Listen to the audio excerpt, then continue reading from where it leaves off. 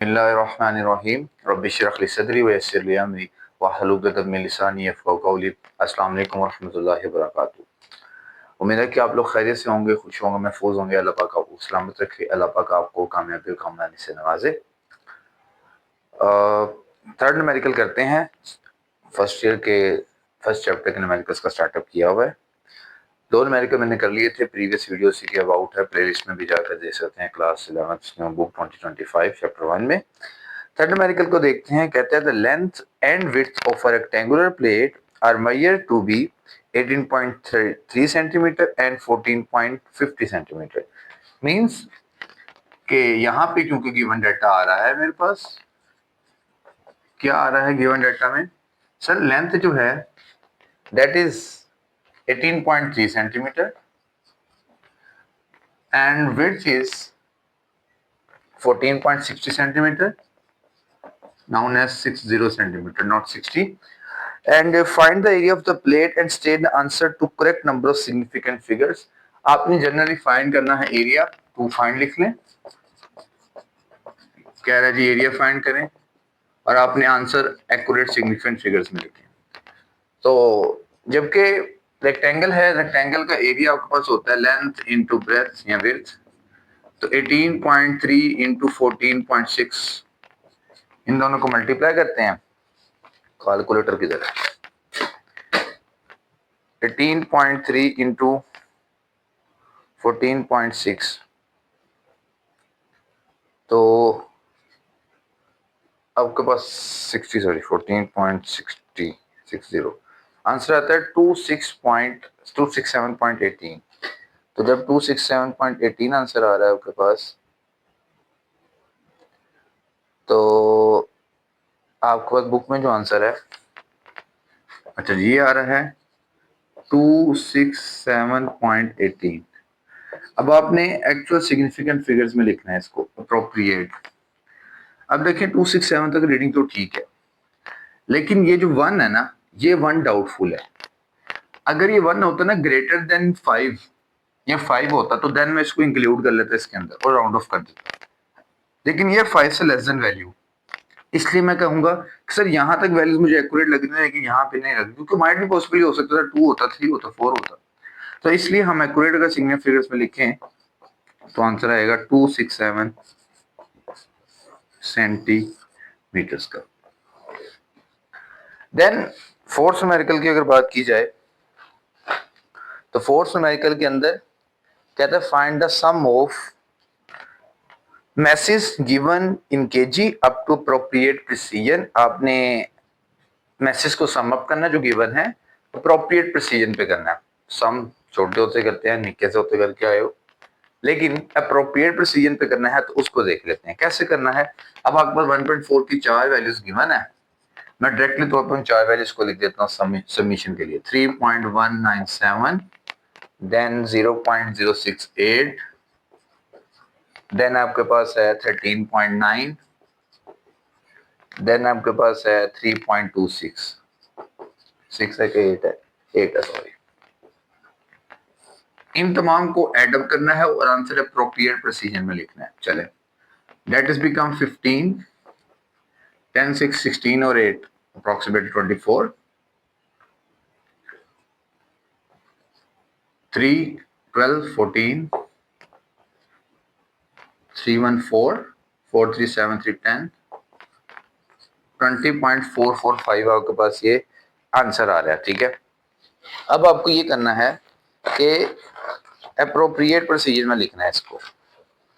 Appropriate procedure क्या है उसको समझना है। मार्कर ढूंढ रहा हूँ दूसरा मैं, इसकी इंक मेरा ख्याल कम हो गई है दोबारा से। चलो बड़ा अच्छा देखते हैं।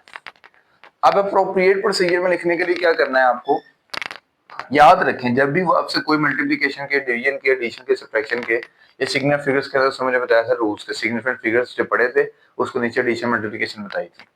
आपने ये देखना है कि आपकी मेजरमेंट जो वैल्यूज गिवन है आपको, उस वैल्यू में डेसिमल के बाद कौन सी ऐसी वैल्यू जिसमें सबसे कम डेसिमल प्लेसेस हैं।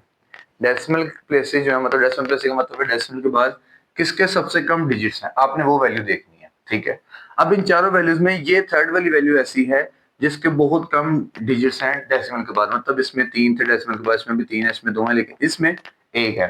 तो वो वैल्यू जिसमें डेसिमल के बाद सबसे कम डिजिट होंगे, आपने उसकी शेप में आंसर को लिखना है। मतलब अब इसकी शेप में, अगर इस पॉइंट शेप में आंसर में लिखने जाए तो मैं इसका आंसर लिखूंगा 20.4 kg।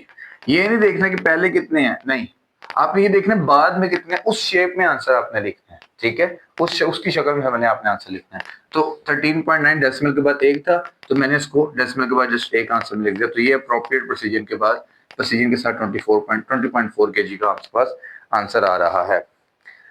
अगर हम नेक्स्ट बात करें तो कहते हैं the diameter and length of a metal cylinder is measured with the help of vernier calliper of least count 0.01 centimetre are 1.22 centimetre and 5.35 centimetre respectively. कहता है कि सर आपके पास डायमीटर और लेंथ फाइंड की गई है वर्नियर कैलिपर से, जिसका लीस्ट काउंट 0.01 सेंटीमीटर होता है, और जब वो लेंथ काउंट की गई है तो लेंथ जो आपके पास है डेट इज 1.22 सेंटीमीटर, और जो आपके पास समझ लें, सॉरी, डायमीटर जो है डेट इज 1.22 सेंटीमीटर और लेंथ जो है डेट इज 5.35 सेंटीमीटर।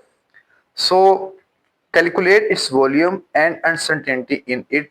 तो कहता है आप इसमें वॉल्यूम निकालें और इसमें अनसर्टेनिटी निकालें कितनी होगी। तो आपने दो चीजें फाइंड आउट करनी है, एक तो आपने वॉल्यूम बताना है और दूसरा अनसर्टेनिटी बतानी है। तो मैं पहले डाटा को लिख देता हूँ। 1.5 न्यूमेरिकल के लिए गिवन डाटा, तो गिवन डाटा के अकॉर्डिंग सबसे पहले आपके पास लेंथ मौजूद है, डायमीटर मौजूद है। क्या डायमीटर है जी? 1.22 सेंटीमीटर्स का। आपके पास लेंथ मौजूद है, कितनी है? 5.35 सेंटीमीटर्स। आपके पास लीस्ट काउंट मौजूद है, लीस्ट काउंट कितना है आपके पास? That is 0.01 centimetre. तो फाइंड आपको करना है, मैं डायरेक्टली ले लेता हूँ, तो फाइंड में नहीं जा रहा मैं, वॉल्यूम और अनसर्टेनिटी।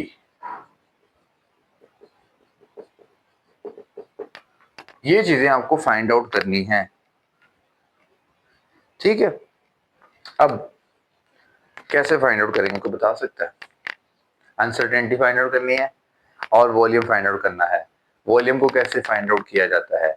सबसे पहले ये समझें कि वॉल्यूम ऑफ सिलेंडर क्या होता है। कोई हेल्प आउट कर सकता है? सर वॉल्यूम ऑफ सिलेंडर ये होता है।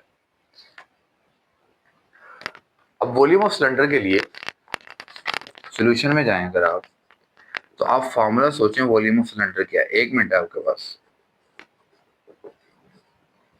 ओके। उसके बाद आपको अनसर्टेनिटी भी सीखनी है कि अनसर्टेनिटी कैसे निकालेंगे। होपफुली अब तक सब किसी ना किसी के माइंड में ये आ गया होगा कि अनसर्टेनिटी कैसे फाइंड आउट करनी है।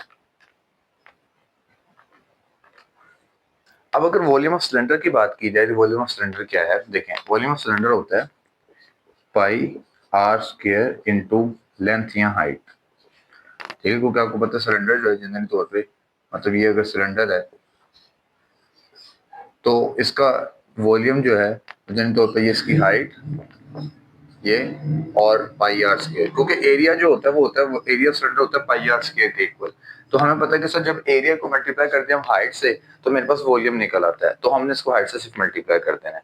अब आप यहाँ पे देखें रेडियस क्या है, डायमीटर क्यों गिवन है, इसलिए गिवन है। यहाँ से रेडियस फाइंड करें, रेडियस आ जाएगा d/2, 1.22 डिवाइडेड बाय 2, ये आपके पास आ जाएगा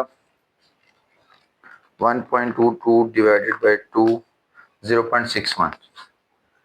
तो आपके पास रेडियस आ गया 0.61 सेंटीमीटर।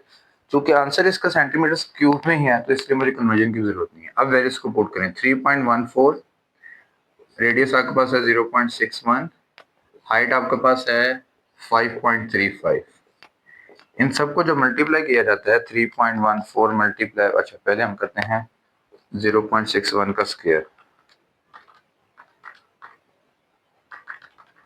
आ जाओ भाई, 0.61 square multiply by 3.14 multiply by 5.35, देखिए आंसर आ रहा है 6.2509।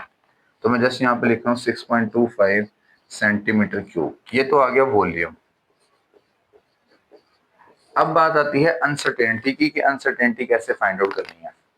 अनसर्टेनिटी फाइंड आउट करने के लिए आपको एक पावर फैक्टर हमने समझाया था, याद है, फाइनल असेसमेंट रिजल्ट्स की। तो फाइनल असेसमेंट्स ऑफ रिजल्ट्स में आपको जब फाइंड आउट करना है जनरली तौर पे इसको अनसर्टेनिटी को, तो देखें ये कौन सा केस है। ये केस आपके पास है जिसमें आपको अनसर्टेनिटी फाइंड करनी है इन अ पावर फैक्टर। ये केस कौन सा आ रहा है, पावर फैक्टर वाला। मल्टीप्लिकेशन आ रही है, ठीक है, लेकिन मल्टीप्लिकेशन के अलावा ये है पावर फैक्टर वाला, ठीक है। तो पावर फैक्टर के अंदर आपको अनसर्टेनिटी कैसे फाइंड आउट करनी थी, तो उसके लिए हमने देखा था कि सर हम क्या करेंगे, जो मेरे पास पावर वाली वैल्यू होगी, ये जो पावर वाली वैल्यू है, इस वैल्यू की अनसर्टेनिटी निकालेंगे, परसेंटेज अनसर्टेनिटी। तो परसेंटेज अनसर्टेनिटी जो है ऑफ आर, वो आपके पास आएगी, देखें ये आर था, लीस्ट काउंट उसका था 0.01 सेंटीमीटर, डिवाइडेड बाय आर आपके पास था 0.61। इन दोनों को डिवाइड करते हैं, 0.01 डिवाइडेड बाय 0.61, ये आंसर आता है 0.016 अनसर्टेनिटी में 0. अच्छा, और फिर मल्टीप्लाई कर देते हैं 100 से इसको साथ ही, ओके, इसको 100 से मल्टीप्लाई भी करना होता है, तो आंसर आता है 1.63%। अब एक्चुअली तौर पे ये अनसर्टेनिटी आ रही है 1.63%। तो हमें ये पता था कि सर अब ये टोटल अनसर्टेनिटी नहीं है, हमें इस आंसर की 6.25 की 1.63% निकालना है। मतलब अब हम लिखेंगे total uncertainty is equals to 1.63% of 6.25। तो ये आता है 1.63 ओवर 100 मल्टीप्लाई बाय 6.25। तो डिवाइडेड बाय 100 कर देते हैं इसको, मल्टीप्लाई बाय 6.25 कर देते हैं, तो आपके पास अनसर्टेनिटी आ रही है 0.10 की, ये देखें। तो जब इन सबको मल्टीप्लाई किया तो आंसर है 0.10, उसको लिखने की जरूरत नहीं है, तो जैसे हम लिखेंगे 0.1 सेंटीमीटर क्यूब, या ना भी लिखें तो ठीक है, ऐसे 0.1 अनसर्टेनिटी आ रही है। तो फाइनल रिजल्ट आप लिखेंगे कैसे, volume equals to 6.25 plus minus 0.1 centimetre cube. तो ये एक्चुअली फाइनल रिजल्ट्स के अंदर अनसर्टेनिटी निकालनी थी, इसलिए उसने आपको वो वाले कॉन्सेप्ट समझाए थे, ठीक है। बाकी चूल्हे चूल्हे बेचने हैं तो बेच लो, न्यूमेरिकल को समझ लो। मिलते हैं नेक्स्ट वीडियो में, तब तक के लिए अल्लाह हाफिज़।